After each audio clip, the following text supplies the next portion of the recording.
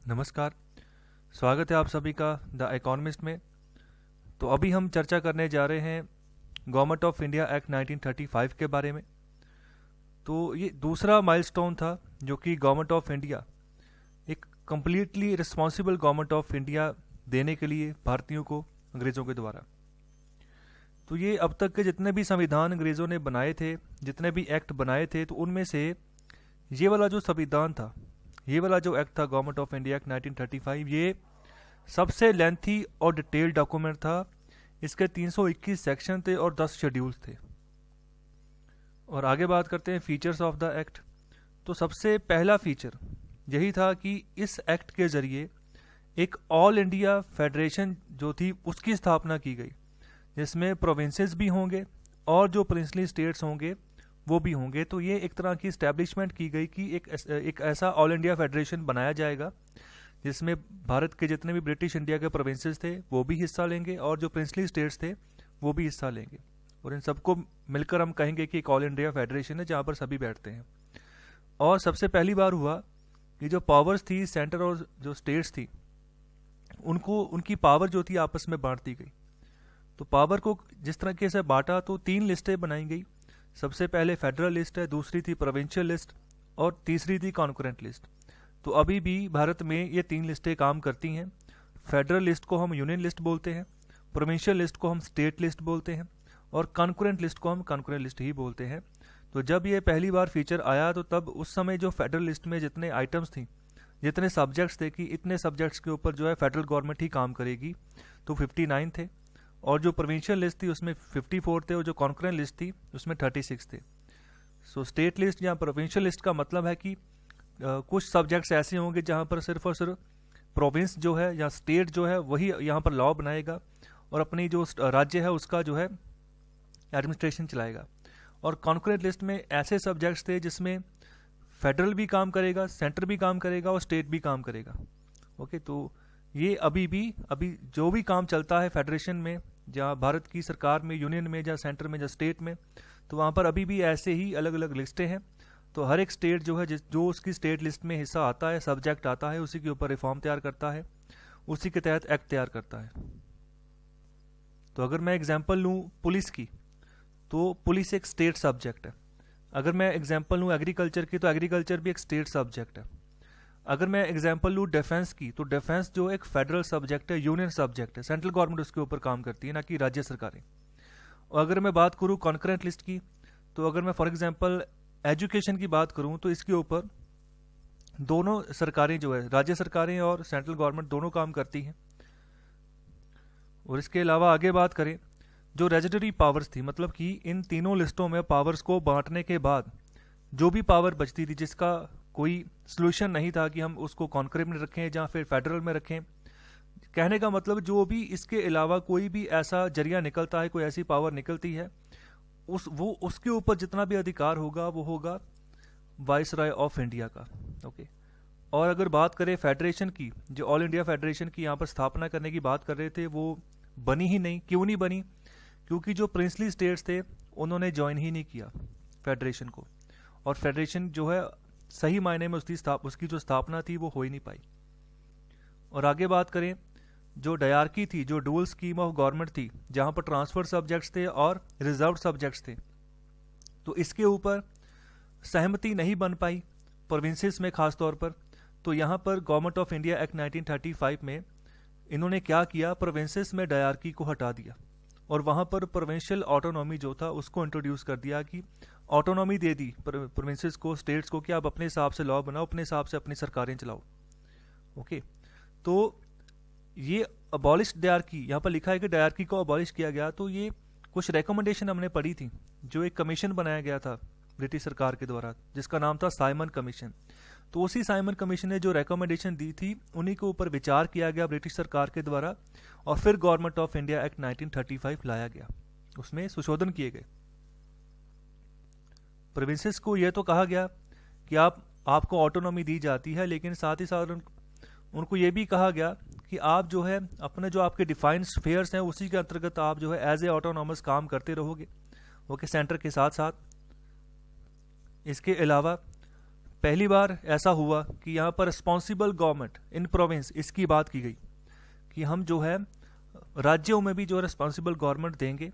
तो यहाँ पर जो गवर्नर ऑफ प्रोविंस होंगे उनको यहाँ पर कहा गया कि आप जो है जो आपके मिनिस्टर्स होंगे उन्हीं की एडवाइस के हिसाब से आप जो है काम करेंगे, अपना प्रोविंशियल लेजिस्लेचर चलाएंगे, प्रोविंशियल लेजिस्लेचर असेंबली में आप काम करेंगे। तो ये सब चीज़ें 1937 में इफेक्ट में आई, लेकिन 1939 में ये चीज़ जो थी इसको डिसकंटिन्यू कर दिया गया।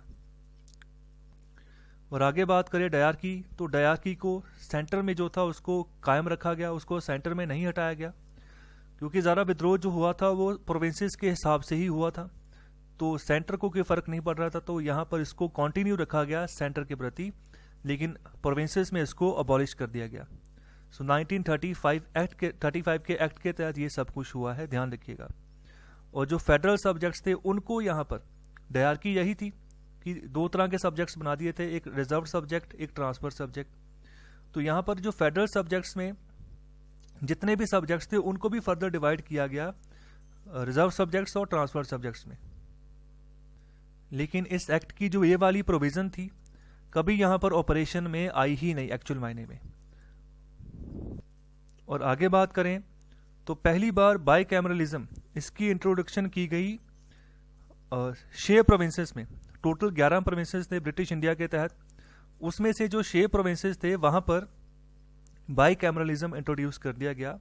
बाई कैमरलिज्म मतलब कि जहाँ पर 2 सदन होंगे, एक अपर हाउस और एक लोअर हाउस। तो बंगाल, बॉम्बे, मद्रास, बिहार, असम, यूनाइटेड प्रोविंसेस को आज की डेट में हम उत्तर प्रदेश बोलते हैं। ओके, तो ये 6 राज्य, 6 प्रोविंसेस ऐसे थे जहाँ पर बाई कैमरल लेजिस्लेचर इंट्रोड्यूस किया गया, कि मतलब वहाँ पर एक लेजिस्लेटिव काउंसिल भी होगी जिसको हम अपर हाउस बोलेंगे, और एक लेजिस्लेटिव असेंबली होगी जिसको हम लोअर हाउस बोलेंगे। ओके, तो अभी भी भारत में 6 राज्य ऐसे हैं जहाँ पर बाई कैमरलिज्म चलता है, कि मतलब 2 सदन बैठते हैं, एक लेजिस्लेटिव काउंसिल और एक लेजिस्लेटिव असेंबली। इसके अलावा जितने भी राज्य हैं भारत में वहाँ पर यूनिकैमरलिज्म है, वहाँ पर एक ही सदन है, उसको हम बोलते हैं लेजिस्लेटिव असेंबली, जहाँ पर लोग अपने एमएलए चुनकर भेजते हैं, मेंबर ऑफ लेजिस्लेटिव असेंबली चुनकर भेजते हैं, और वही जो है अपना चीफ मिनिस्टर चुनते हैं और फिर सरकार चलती है। लेकिन सेंटर की बात करें वहाँ पर भी 2 हाउस है, बाई कैमरलिज्म है, एक राज्यसभा है, एक लोकसभा है। और उसी की तरह 6 राज्य अभी भी भारत में ऐसे हैं जहाँ पर बाई कैमरलिज्म चलता है। पहले JNK में भी था, अभी के लिए फिलहाल इसके एडमिनिस्ट्रेशन को यूटी में तब्दील कर दिया गया है। ओके, तो आगे बात करें, बहुत सारी रेस्ट्रिक्शन जो थी वो भी इनके ऊपर लगाई गई इसके अलावा इस एक्ट के तहत। इसके अलावा जो सेपरेट इलेक्टोरेट का फंडा था, डिप्रेस क्लासेस में शेड्यूल कास्ट जो होती है, वोमेन, लेबर, जो वर्कर्स क्लास होती है, वहाँ पर इसको और एक्सटेंड किया गया। इसके अलावा जो काउंसिल ऑफ इंडिया बनाया गया था गवर्नमेंट ऑफ इंडिया एक्ट 1858 के तहत, ओके, जो आज़ादी की पहली लड़ाई थी 1857 की, 57 की, उसके बाद 1 साल बाद ही यहाँ पर ब्रिटिश रूल स्टार्ट हो गया था, क्राउन रूल स्टार्ट हो गया था भारत में, और ईस्ट इंडिया कंपनी अबॉलिश कर दी गई थी। और उसी समय गवर्नमेंट ऑफ इंडिया एक्ट 1858 के तहत काउंसिल ऑफ इंडिया बनाया गया था, उसको भी 1935 के एक्ट के तहत अबॉलिश कर दिया गया था, ख़त्म कर दिया गया था। इसके अलावा जो SSFI का ऑफिस था, जिसको हम secretary of state for India बोलते हैं, ये भी एक ऑफिस था भारत में, और एक वाइसरॉय ऑफ इंडिया का ऑफिस था, 2 ऑफिस थे। तो secretary of state for India का जो ऑफिस था, इसको भी यहाँ पर एडवाइजर्स की टीम उपलब्ध करवाई गई। ओके, इसके अलावा 10% जो टोटल पॉपुलेशन थी उनको वोटिंग राइट मिला इस एक्ट के तहत। और साथ ही साथ 3 महत्वपूर्ण यहाँ पर जो इंस्टीट्यूशन थे उनकी स्थापना हुई पहली बार भारत में। तो पहली बार reserve bank of India, okay, इसकी इस्टेब्लिशमेंट की गई, और उसको कंट्रोल दिया गया कि करेंसी और क्रेडिट जो है उसको कैसे कंट्रोल करके चलना है भारत में। पहली बार भारत में यहाँ पर FPSC लाया गया, मतलब फेडरल पब्लिक सर्विस कमीशन लाया गया। और साथ ही साथ जो स्टेट्स, प्रोविंसेस थे, उनके लिए भी यहाँ पर पब्लिक सर्विस कमीशन इंट्रोड्यूस किए गए, और जॉइंट पब्लिक सर्विस कमीशन भी इंट्रोड्यूस किए गए। अगर कोई 2 प्रोविंसेस आपस में इकट्ठे रह के जो है अगर एग्ज़ाम करवाना चाहते हैं, ओके, पब्लिक सर्विस कमीशन के, तो यहाँ पर फेडरल पब्लिक सर्विस कमीशन बनाया गया, प्रोविंशियल पब्लिक सर्विस कमीशन बनाया गया, और जॉइंट पब्लिक सर्विस कमीशन भी बनाया गया 1935 के एक्ट के तहत। ओके, तो फॉर एग्जांपल अगर मैं JPSC की बात करूँ, तो जब पंजाब हरियाणा नए नए बने थे तो उस समय यहाँ पर JPSC काम करता था, बाद में दोनों के पब्लिक सर्विस कमीशन अलग अलग हुए थे। ओके, तो लास्ट में यहाँ पर बात कर रहे हैं कि फेडरल कोर्ट की भी जो है, जिसको हम सुप्रीम कोर्ट बोलते हैं, तो फेडरल कोर्ट भी यहाँ पर बनाया गया 1937 में। ये इसको इस्टेब्लिश कर दिया गया था, वो भी इसी एक्ट के तहत ही बना था। तो ये 3 इंपॉर्टेंट इंस्टीट्यूशन थे भारत के जो इस एक्ट के तहत बने। बाईकैमरलिज्म लेजिस्लेचर जो था उसको और एक्सटेंड कर दिया गया। तो ये सब चीज़ें हमने इस एक्ट के तहत पढ़ी हैं। तो बहुत ही इंपॉर्टेंट एक्ट है, क्वेश्चन कहीं से भी घुमाकर पूछा जा सकता है इस एक्ट के तहत। तो आई होप जितना मैंने यहाँ पर पढ़ाया है आपको समझ आया है। तो कृपया अगर समझ आ रही है आपको तो लाइक ज़रूर करिए, शेयर करिए ज़्यादा से ज़्यादा और सब्सक्राइब करिए चैनल को। बहुत बहुत शुक्रिया।